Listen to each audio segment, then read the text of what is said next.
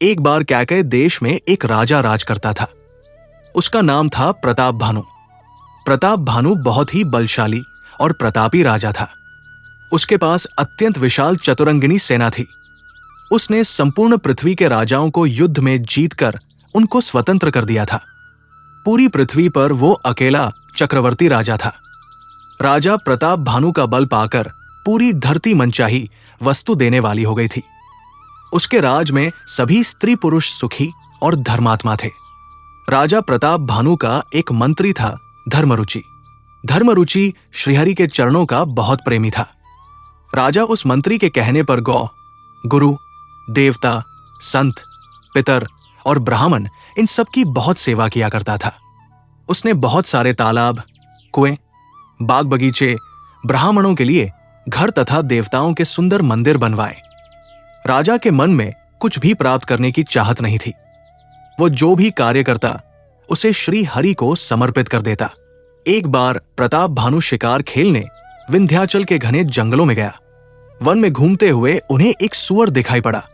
वो सूअर बहुत विशाल और मोटा था। देखने में किसी राक्षस की तरह लगता था। राजा उसका पीछा करने लगा।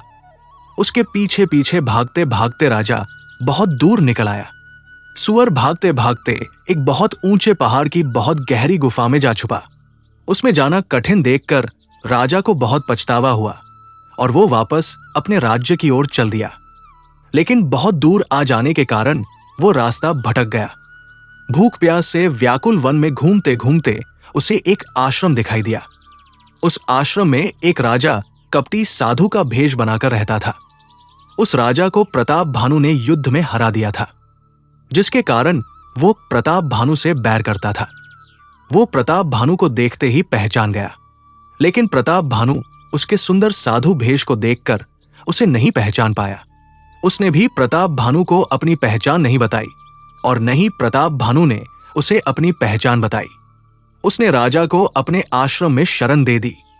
बच्चों, इस कहानी से आज हमने सीखा कि जब किसी देश का राजा सच्चा होता है, मेहनती होता है, शक्तिशाली होता है, हमेशा अपनी प्रजा के हित के लिए ही सोचता है, जो हर परिस्थिति का मजबूती से सामना करता है और जिसका हृदय अच्छे लोगों के लिए बहुत मुलायम होता है और दुष्ट लोगों के लिए बहुत कठोर होता है, ऐसा राजा सबका प्रिय होता है।